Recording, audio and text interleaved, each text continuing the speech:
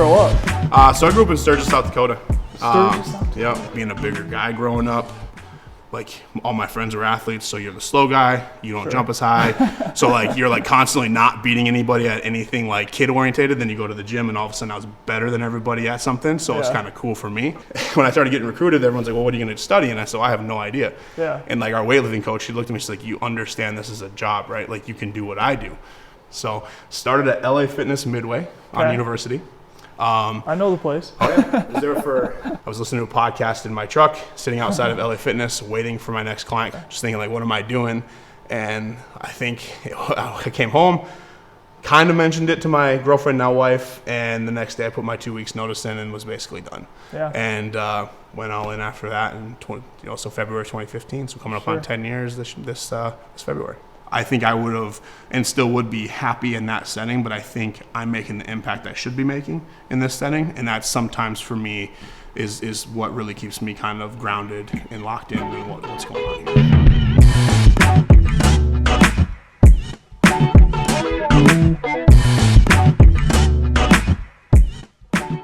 We're a small company with lots of experience. We've been around for a lot of years. People can trust us. They know we're going to do the job right.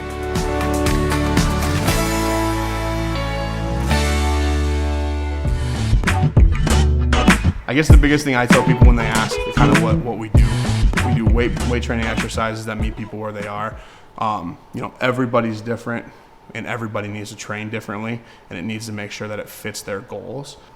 But I want to hear it in your words. What do you think makes competitive wellness, this space, et cetera, unique?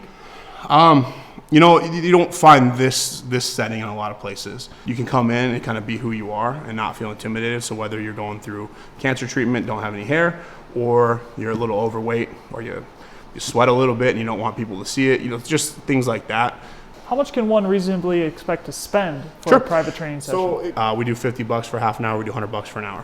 So we kind of fall right in the middle of cost of the Twin Cities. Looking to the future then, again, there's a journey. There's 2013, there's 2015, there's 2020, and we kind of talked about that off camera. Yeah.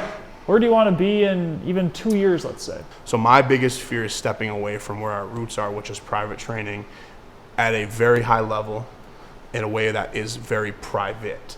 So if we go to 5,000 square feet and I've got 10 trainers on the floor, that's 20 people.